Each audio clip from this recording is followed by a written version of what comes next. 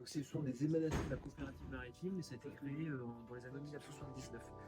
Et donc à cette occasion-là, on a ouvert, les professionnels ont souhaité ouvrir leur savoir-faire et puis leurs équipements quelque part au grand public. Et donc c'est dans ces années-là que le concept du comptoir de la mer est né. Donc Monsieur Nicole, bonjour. Bonjour. On se retrouve aujourd'hui du coup à la coopérative, au comptoir de la mer, pardon, anciennement coopérative maritime à Saint-Nazaire. Merci de nous accueillir. Alors je vous laisse vous présenter un petit peu, savoir ce que vous avez fait en Loire-Atlantique sur le secteur de la pêche. Ok, très bien, on est content de vous accueillir. Alors moi, ça fait maintenant 3 ans, presque 4, que je suis présent dans la région Pays de la Loire. Je m'occupais avant des criers de la Turballe et du Croisic, avant de prendre la direction des comptoirs et des coopératives maritimes du Croisic et de Saint-Nazaire. Donc je suis arrivé à la direction de ces deux structures au mois de février dernier, février 2023, donc ça fait quasiment 1 an maintenant, avec des missions ou des prestations qui sont très différentes. Les coopératives sont plutôt tournées vers les professionnels de la mer, avec des prestations concernant l'avitaillement gasoil, la vente de marchandises, et puis quelques missions particulières ici sur Saint-Nazaire. Et puis les coopératives, les comptoirs de la mer sont plus tournés vers le grand public, avec des rayons assez classiques, vêtements marins, accastillage et puis aussi pêche de loisirs. Du coup, notre reportage juridique traite de la question des quotas de pêche imposés par la France pour l'application du règlement relatif aux politiques communes de la pêche dans l'Union européenne et son impact notamment sur le département Loire-Atlantique. En premier lieu, du coup, qu'est-ce que vous évoque la politique commune de pêche de l'Union européenne et les quotas de pêche à l'échelle communautaire et nationale? Alors pour avoir travaillé aussi précédemment dans une organisation de producteurs et puis au sein d'Armement à la pêche, c'est vrai que les quotas sont aujourd'hui des mesures de gestion essentielles. Alors je ne vais pas refaire toute l'histoire de la politique commune de pêche évidemment, mais c'est quand même des choses qui ont été instaurées dans les années 80 sauf erreur de ma part, la politique commune de pêche ayant été une des premières politiques communes en Europe. Et donc parmi les éléments qui ont entouré l'encadrement de la filière pêche, il y a eu des mesures techniques, il y a eu des mesures de marché, mais il y a eu aussi des mesures de gestion de la ressource, parmi lesquelles figure effectivement la mise en place de quotas de pêche.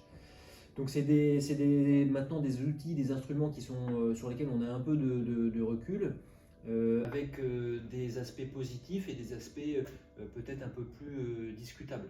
Les aspects positifs, c'est que sur certains stocks, dans certaines zones, il y a eu des améliorations sensibles.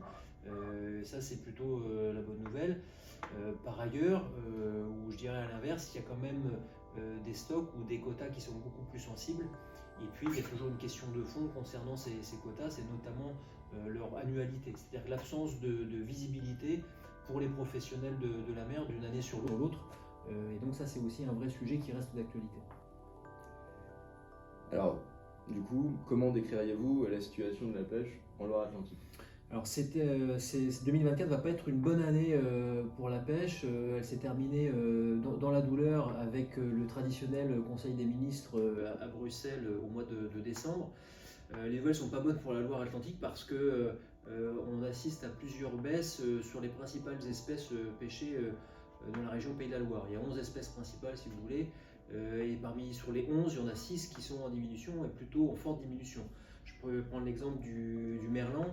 Le lieu jaune également, et le bar. Et c'est des diminutions de quotas qui varient entre moins 47% et moins 20%. Dans une moindre mesure, la sole est impactée aussi, parce que la diminution de quotas est limitée à 7%, mais quand même, c'est là aussi une baisse notable, notamment pour la valeur que représente le quota de sol. Donc c'est pas franchement des bonnes nouvelles que le secteur a eu en fin d'année 2023. Bon, sachant que notamment sur le lieu jaune, le quota va être rediscuté au courant de l'année, il n'empêche, ce sont des baisses qui sont drastiques et qui mettent à mal un certain nombre de producteurs, c'est évident, qui ciblent ces espèces-là. Même pour ceux pour lesquels ça constitue des prises accessoires, c'est quand même un impact fort. Et puis c'est aussi un impact sur le reste de la filière. C'est-à-dire qu'une diminution de quota de cette nature-là et de cet ordre de grandeur-là, forcément, oui, ça va impacter le producteur, mais ça va impacter aussi toute la filière, les criers, les marailleurs et les organismes qui sont associés aussi à la filière, notamment par exemple les COP aussi. Parce qu'ici en Loire-Atlantique, on a plutôt une pêche artisanale de petits armateurs de pêche ou plutôt une pêche grand large? Alors on est plutôt sur un schéma de pêche artisanale, avec des bateaux de toute taille, mais qui vont rarement au-delà de 24 mètres. Donc vraiment de la pêche artisanale, petite pêche, pêche côtière, avec tout type de métier. Vous avez les arts traînants, donc plutôt le chalut, que ce soit pélagique ou chalut de fond, mais vous avez aussi la diversité avec les arts traînants, les arts dormants, pardon, les caseilleurs, etc. Donc il y a une grande diversité de métiers qui fait qu'il y a une grande diversité aussi de produits vendus en région Pays de la Loire. Et ce qu'on sait pas beaucoup dans la région et qui est relativement important malgré tout, c'est que la région Pays de la Loire constitue la deuxième région en valeur des produits de la mer débarqués et vendus en France. Donc on n'a pas des volumes très importants parce qu'encore une fois les flottilles sont plutôt des petites flottilles ou de petite taille ou de taille artisanale, mais par contre on a une très grande et une très belle valorisation des produits de la mer sur la région. Qui logiquement sont priorisés sur les quotas par rapport à la pêche industrielle? Alors, on ne peut pas parler de priorité. En fait, la répartition des quotas se fait d'abord au niveau communautaire. Donc, un quota, qu'est-ce que c'est? C'est vrai j'aurais peut-être dû commencer par là. Un quota, c'est une espèce, une zone et une quantité.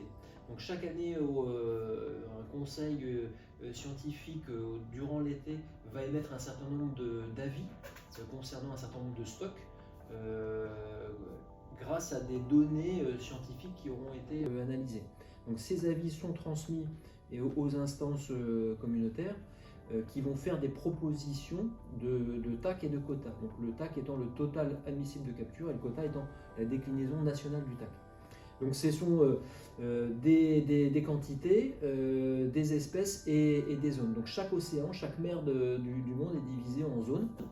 À l'intérieur de ces zones, donc vous avez un certain nombre d'espèces qui sont référencées aussi via l'Organisation mondiale de l'agriculture. Et puis vous avez des quantités. Donc en fonction des analyses faites par les scientifiques, vous allez avoir d'une année sur l'autre soit des augmentations de TAC et donc très généralement de quotas, ou alors des diminutions de TAC et donc par ricochet des diminutions aussi de quotas. Donc le TAC est décidé au niveau communautaire. Donc on va prendre un exemple concret.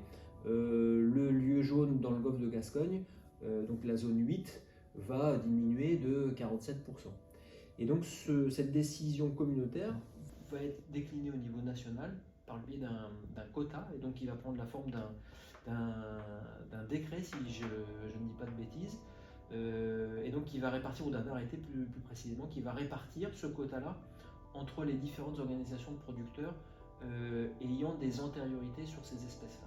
Donc la répartition se fait selon des clés de répartition qui sont elles-mêmes basées sur des années de capture par les adhérents des différentes organisations de producteurs françaises. Et donc le TAC et le quota va être réparti entre une, deux ou trois organisations de producteurs qui elles-mêmes auront la possibilité de redispatcher ce quota-là ou cette quote-part de quota entre ses adhérents. Alors ça peut être par flottille ou alors ça peut être par bateau. Et donc pour répondre à la question, effectivement il peut y avoir au sein des organisations de producteurs des répartitions de quotas par type de flottille, donc flottille côtière ou pêche hauturière. Après il y a une certaine liberté aux chaque organisation pour fixer les règles de répartition qui sont présentées à l'administration pour validation, mais elles peuvent avoir leur propre fonctionnement. Alors du coup la question suivante c'est, pensez-vous que ces quotas de pêche imposés permettent un développement durable du secteur, notamment en Loire-Atlantique?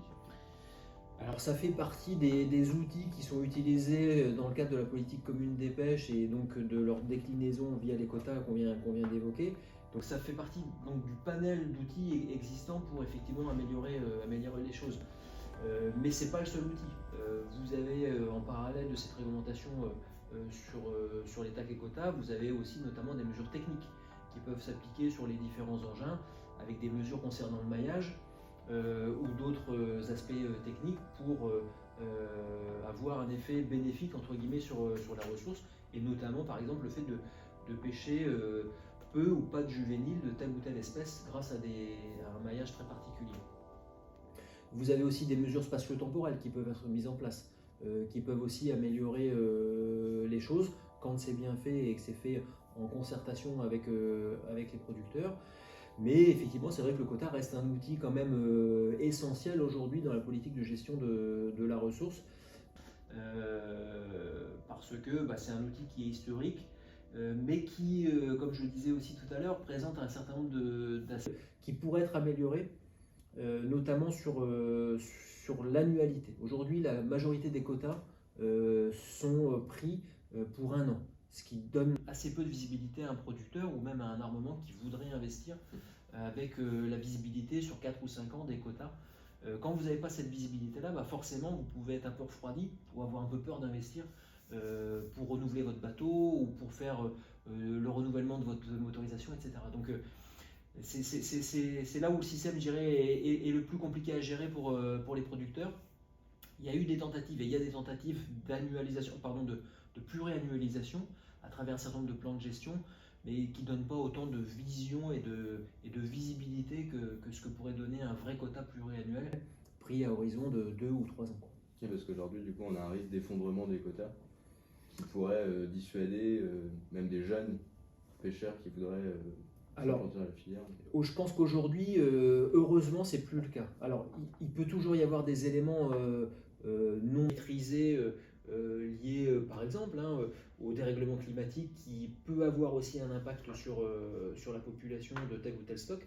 Ça peut être aussi des effets liés à d'autres aspects, une pollution ou des choses comme ça, pour qu'on assiste à un vrai effondrement de stock. Après, il peut y avoir effectivement ponctuellement sur des espèces notamment pélagiques qui ont des durées de vie très très courtes, ces espèces-là. C'est vrai qu'il peut y avoir d'une année sur l'autre des difficultés dans le recrutement, donc sur la population qui arrive dans un stock.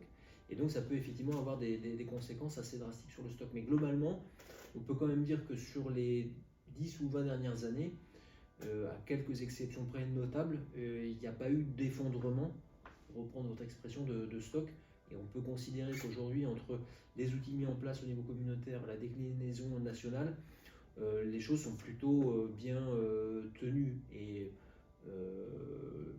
alors, globalement, d'ailleurs, si vous regardez les données IFREMER, qui a traité la question justement de l'amélioration des stocks sur les dernières décennies, on se rend compte que le nombre de stocks surexploités est plutôt en diminution, et que le nombre de stocks sous-exploités ou exploités au rendement maximum durable est plutôt en augmentation. Donc c'est des signaux aussi positifs. Alors, sur les contrôles, avez-vous connaissance de contrôle des autorités de pêche pour surveiller justement que les pêcheurs respectent les quotas? Ouais. Et non. Bien sûr. En fait, ce qu'il faut savoir, c'est que la profession de marin-pêcheur est une des professions les plus réglementées en France, pour ne pas dire au monde. Elle est réglementée d'un point de vue social, avec un régime social très particulier qui s'appelle l'ENIM et qui est vraiment dédié à la population maritime. Elle est encadrée d'un point de vue sécurité, puisque tous les bateaux, quelle que soit leur taille, sont soumis à des contrôles de sécurité et doivent respecter un certain nombre de normes de sécurité, et c'est très bien.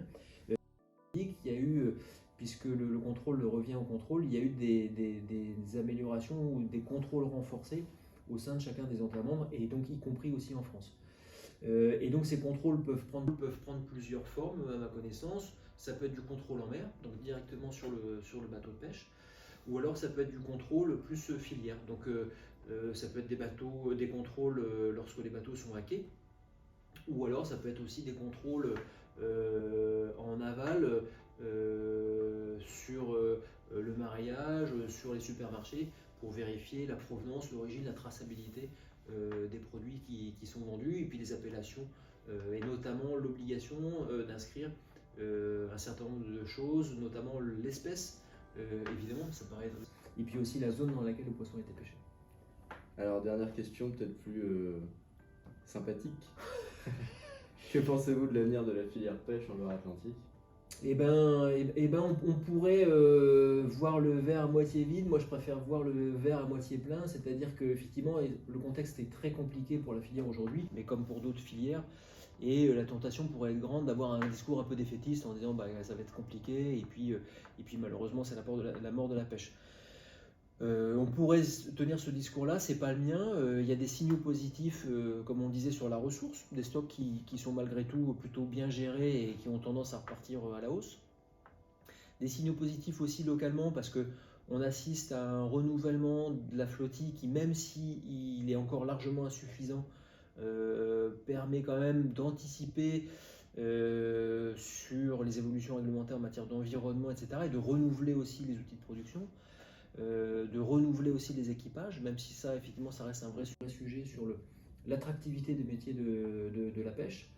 Mais je dirais que, par exemple, pour prendre l'exemple du port du Croisic, qui est un petit port de pêche que tout le monde connaît sur le littoral, c'est la 5e criée en France en valeur. La moyenne d'âge des capitaines est inférieure à la moyenne d'âge française, et la moyenne d'âge des bateaux est aussi inférieure à la moyenne d'âge des bateaux français, qui doit être de mémoire de plus de 27 ans. Donc voilà, il y a des signaux positifs. Maintenant, c'est sûr que les contraintes réglementaires et autres font que c'est pas facile et que pour les producteurs, il faut gérer et l'accès à la ressource et les contraintes réglementaires qu'on vient d'évoquer. Pour autant, pour quelqu'un qui a envie de s'impliquer dans la filière, qui a envie de garder quand même un côté aventureux à sa vie et au métier qu'il fait, le métier de marin-pêcheur permet encore cette forme de liberté. Et puis ça permet aussi pour les plus courageux de continuer à gagner correctement leur vie, en parallèle d'avoir une certaine liberté encore. Donc c'est de ce point de vue-là des métiers qui peuvent encore attirer. Et puis effectivement l'encadrement, l'accompagnement que peuvent avoir les structures vis-à-vis des producteurs font qu'on peut encore avoir un peu d'espoir pour la filière, même beaucoup d'espoir pour la filière pêche. La conclusion, c'est que l'appel à la mer est plus fort que les réglementations et la normalisation. L'appel à la mer doit être plus fort que tout, et c'est une réalité, et c'est un secteur effectivement alors qui nécessite de l'implication, c'est certain, mais pour des gens qui sont impliqués, qui ont envie de faire, il y a encore de la place, il y a encore de belles places et de beaux jours devant les gens qui ont envie de s'impliquer dans la filière. Donc oui, il faut encore y croire, c'est certain. Merci beaucoup pour votre réponse, Nicolas. C'est moi qui vous remercie.